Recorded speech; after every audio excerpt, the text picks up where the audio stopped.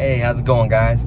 Today I wanted to do a 7-month ownership review on my 2019 Dodge Charger Scat Pack. I purchased this vehicle on April 5th, and honestly, it's been incredible. I've had zero issues. Granted, it's a new vehicle, I understand that, but I've literally had zero issues. The performance is absolutely incredible. I've messed around and kind of, went to Mexico and raced a few vehicles, and it just is a monster on the roll. I'm not planning on doing any races from a dig until I upgrade the tires. It would just be senseless spinning. Honestly, these are easily capable of 4.1 to 4.3 with the 275s on here, but with the 275s, my particular ones are 245. So off a launch, it's just terrible.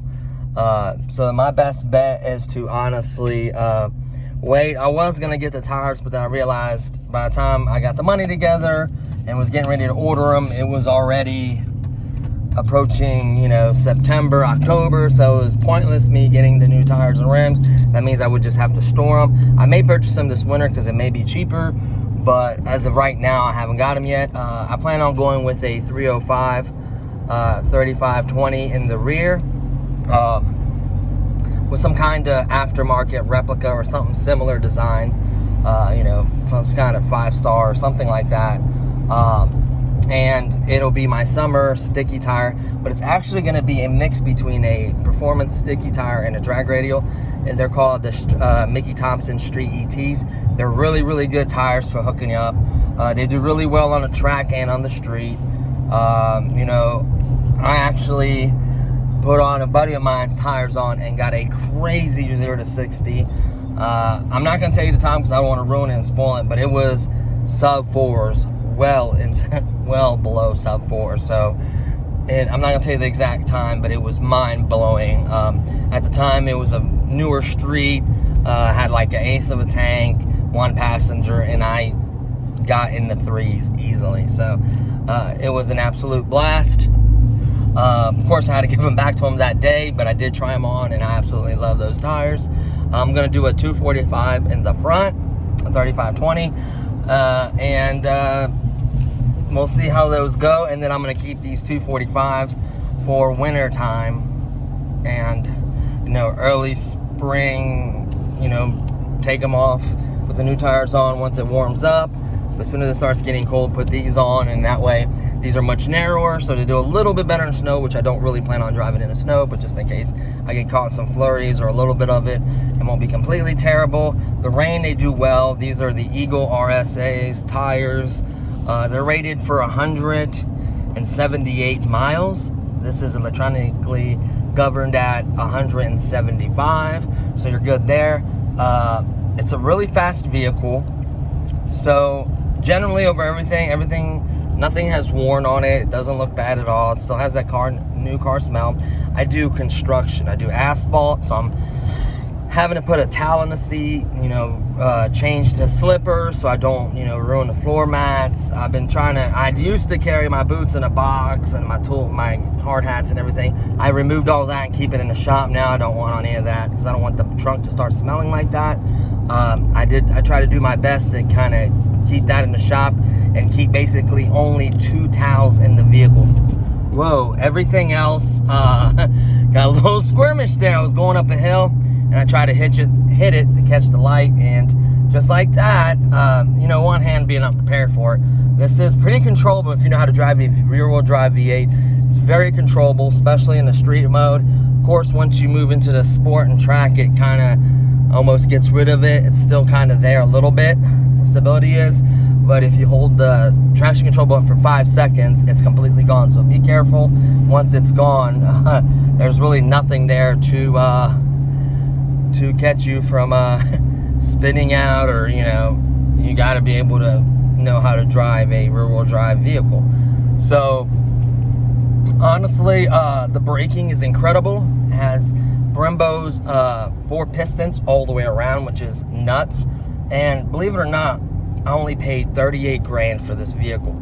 So 38,000 for a vehicle that has 500 crank horsepower, because they lie a little bit on the numbers. They sandbag it a little bit. Around 500 each.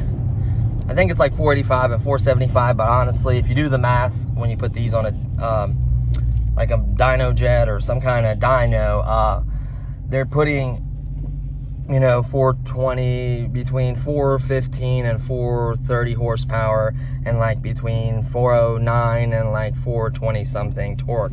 So if you do the math, you know, 15 or 20%, 15% powertrain loss, this is actually around 500 or so at the crank, which is a great number for a factory vehicle costing 38 grand. Has the most horsepower for your bang, in my opinion. 38,000, you're not going to get over 500 horsepower like this. It's around 500, so, you know, that's nuts. But the ZF 8-speed is phenomenal. You can do a cool trick where you hold the left paddle shifter for a couple seconds. By holding it, it'll select your lowest possible gear when the speed you're moving. So let's say you're on a highway or you're on a road, it has 8 gears, you're not sure which one to go in. Hold the left paddle shifter for a few seconds. It'll pick the best gear for performance in that moment. And then by holding the right one, which is your plus, up shift, it'll actually disable manual and go back to the regular mode. Or obviously it won't do it if you had the lever, your shift lever pulled to the left. If you pull it back to the right is how it disables it in that mode. So everything has worked perfectly. One of the advantages of owning a 19 is they no longer make the SRT. They only make RT. Well, they make the V6 SXT, the GT, the RT, the Scat Pack, and then the Hellcat. Obviously, the wide body is available for the Scat Pack and the Hellcat, but that's a different category. They don't have the SRT no more. They got rid of it because it wasn't selling. And this one has every option the SRT could have. So basically, you can make, but essentially, this is an SRT. You know, you can get the adaptive suspension, you can get the 6-piston Brimbos, you get the 275 rims and tires, you can get heated and cooled seats, you get sunroof, you can get the driver assistant package, you get the dynamic, you know, just a bunch of different packages. And basically, it's essentially the SRT. I have the base, per se. I have the base. It has like a weather package on it, but it's basically the base model. And it includes everything I wanted. So I got the heated steering wheel, heated seats. I got a big 8.4-inch touchscreen. I got the Alpine stereo system, which sounds great. You can get the Hardman Kardman or whatever that brand is. You get that one as well.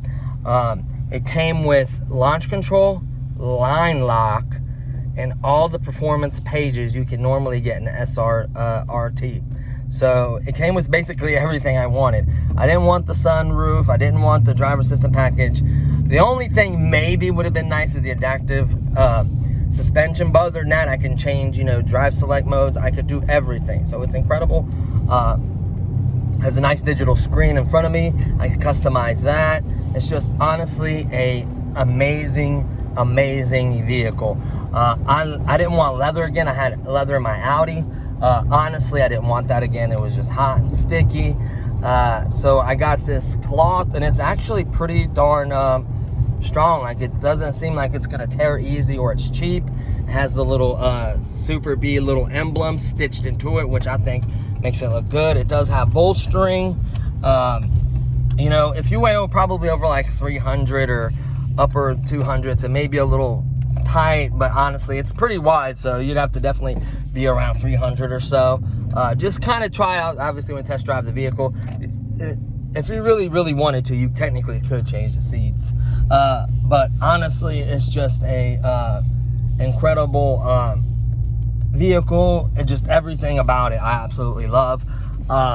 So like I said, I've owned it now for a little over 7 months. I think it's the 7th, so it's the 7th, so I owned it for like a month and 2 days, roughly.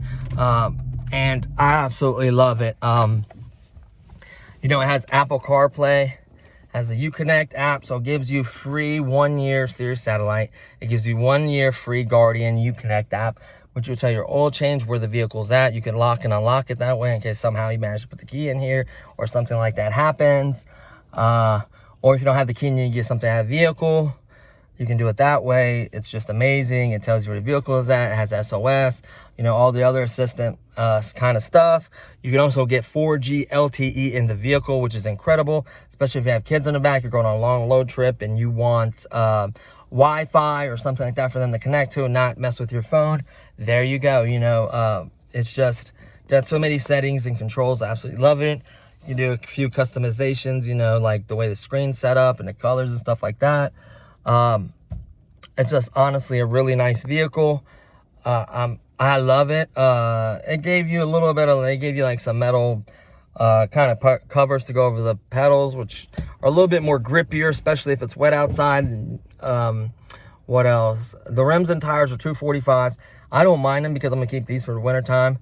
I didn't want to spend, you know, roughly almost $2,000 for 275s, which are still not going to be enough, honestly, and then just be replacing them anyways. This way, you know, being 275s, it'd be a little bit wider and actually do worse in the snow. 245s being narrower will do much better in the snow. These are really good all-season tires, the Goodyears. They're made for a heavy vehicle, so that's a plus. And honestly, it's the way to go. I've never gotten a crazy number. I went to Mexico and got it once, like 100 and I think 30 maybe, 120 something. I didn't try to max it out or anything. This is easily capable of that speed, and it's very easy to speed. You have to watch your speeds. If, for instance, I was trying to get around this truck, he was basically essentially originally cut me off, and then it was in a situation where I needed to get over too because he cut me off. So I had to get over. I couldn't get behind him because his vehicle right on his butt.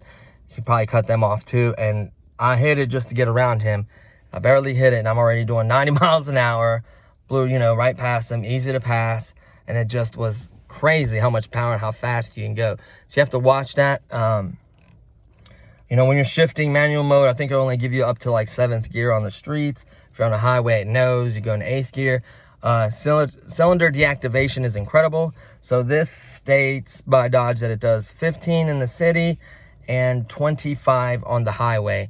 It's capable more than 25 on a highway, especially if you go in 4-cylinder deactivation mode and you're cruising at 65. You may be upper 20s, almost 30 miles per gallon, which is crazy. Has a big tank. I think it's like 18 or 19 gallons. I'm not sure exactly. You know, I love how it has dual climate control, so you can set each side.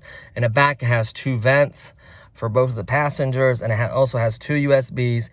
And in the center console, it has all your connections. It has a mic jack for your headphones, jack for 2 USBs, and then a memory card, I think, connection, or like a USB thing. You could just plug your memory card right in there. You can play music off of that, media, stuff like that. I'm not sure if you can play any like files, like any music videos or like anything like that. I'm not sure about that. You can get the upgraded navigation app, which I did not get.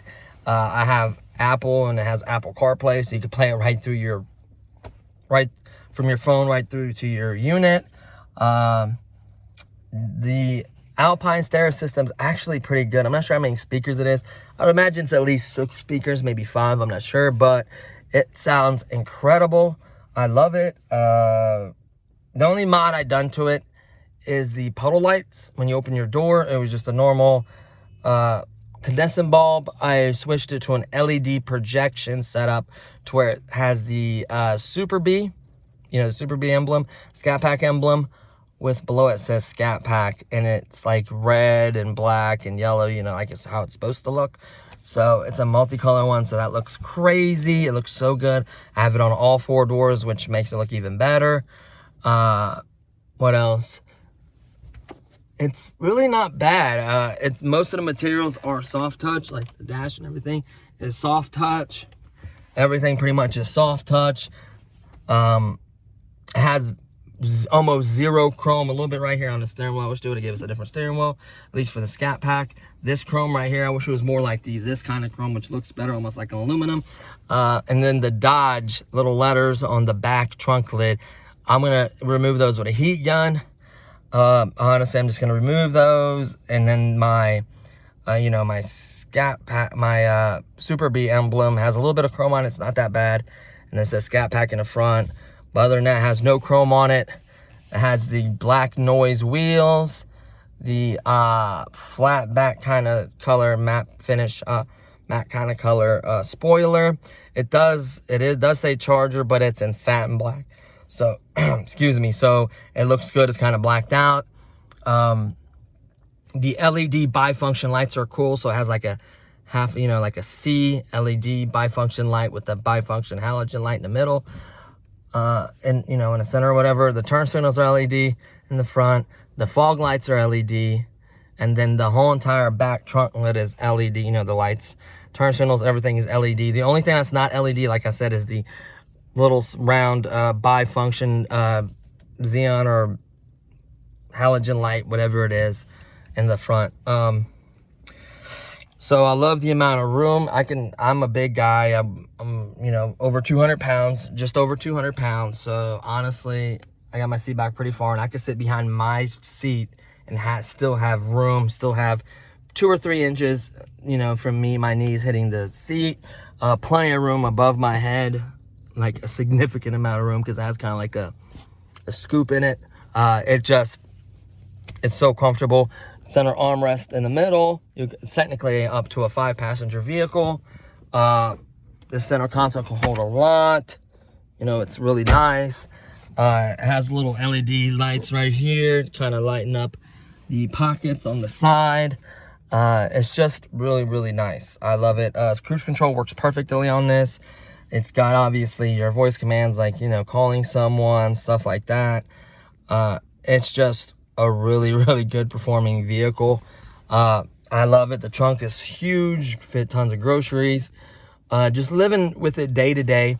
So I'm averaging, believe it or not, and I sometimes occasionally get a heavy foot. Usually I cruise, but I average anywhere from like about 15 gallons. I think I average like 15.7, which is incredible considering none of it is really highway, but just a couple minutes, just getting off the viaduct.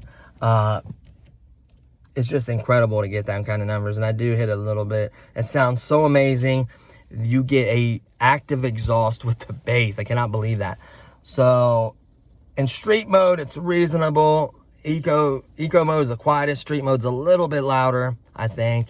And then sport, it starts to open it up, I think, to maybe 75 or somewhere around that. And then track, I think, is the loudest. Maybe sport and track are the same. I'm not 100% sure. But track is so loud. And sport, the shifts are different. It's more, kind of holds the gears just a little different. And then track mode is even more aggressive, more power. It's just crazy. So right now it's a little dirty. I apologize. Just to show you real quick, it is dirty right now. But I am driving it. It's kind of like Flurries. Has the little 392 emblem on the side. I absolutely make sure it's locked. I absolutely love it. You just hit the little button to lock it. It has a sensor. As your hand is under there, boom, unlocked. So that's one of the keyless features. It does have a remote start, everything. And it's a base. To hit the trunk button twice, it opens it, pops right up in case your hands are full. Honestly, you cannot go wrong. I'm gonna do an in-depth review for it. Performance, everything, show you underneath the hood, everything. It does say SRT powered on the little plastic things on the side of the engine. And it's just a really nice tricked out engine. The SRT team did a great job tuning it. You can't get much more out of it. It's a naturally aspirated push-rod motor, 6.4 liters. If you're old school, 392. It's just honestly incredible. So I highly recommend it. I would definitely buy this vehicle again in a heartbeat. And the only upgrade I plan on honestly doing is the 305s, like I talked about, and the 275s in the front. So that's probably the only upgrade I'm probably honestly gonna do. Everything else looks good on it. I love the stance, how everything just looks on it. It has in the front. Now I do want to show you this really quickly. I'm gonna go back. There isn't many differences from the 18 to the 19. The only difference is you get the SRT pages, and then you get line lock. Launch control was available in the previous generation. Now you get line lock and off the SRT pages, and the grille is a little bit different. You'll see these two little, I like to call them nostrils, kind of, right there, these two little nostrils. And then everything else, this was on the previous generation. This actually is a functioning inlet. It lets air come in and cool the engine bay. The only problem with that is it lets dust and dirt in there, and my engine bay is just filthy. The other cool thing is there's nothing fake about this. So these vents right here actually work. There's little cutouts right there. And what happens is air comes through there and it whips the air around the vehicle, making it more aerodynamic. Even the little Cirrus antenna is aerodynamic. Everything is designed for performance, though. It's got slotted rotors. So in turn, what basically do, there's always argument about it. It helps it cool or it removes debris. I think it does both. It helps it cool and removes debris. If you see in the front, there's little fins that guide the air to the brakes and help cool the front. The front are much larger 4-piston Brembos. There's also 4-piston Brembos in the back. They're just smaller. So that's incredible that you have 4 pistons all the way around at all 4 corners, and they're still slotted rotors in the back. Really heavy duty. When I mean when you first drive it, they're really grippy, really grabby, and you know, if you just kind of hit it, not paying attention, it will jerk you and just stop really fast. You got to get used to it, learn how to drive. You can't be really smooth with it. I don't find them to be noisy or loud, honestly. I think the pads are some kind of ceramic quiet pads, so that helps out a lot. I'm sure if you were to get some performance pads, they would be really loud and noisy and just you know, it would make lots of noises. Luckily these ones honestly do not, so that's always a plus. What else? I think that's pretty much the gist of it. Honestly, it's 2 thumbs up for me. I absolutely love it. You know, I couldn't even fathom another vehicle to have 500. The performance, the looks, everything. Just the 4 doors for comfort. The way it looks is incredible. Everything about it I absolutely love.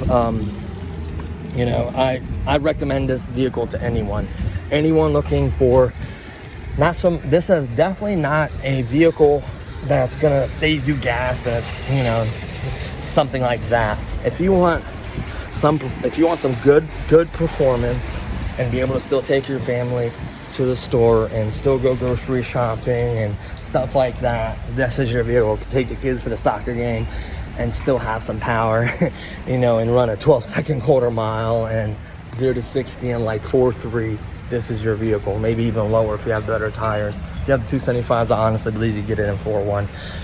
So highly recommended. Please stay tuned for more videos. I'm not sure exactly what channel I'm going to put this on. I have a couple different channels.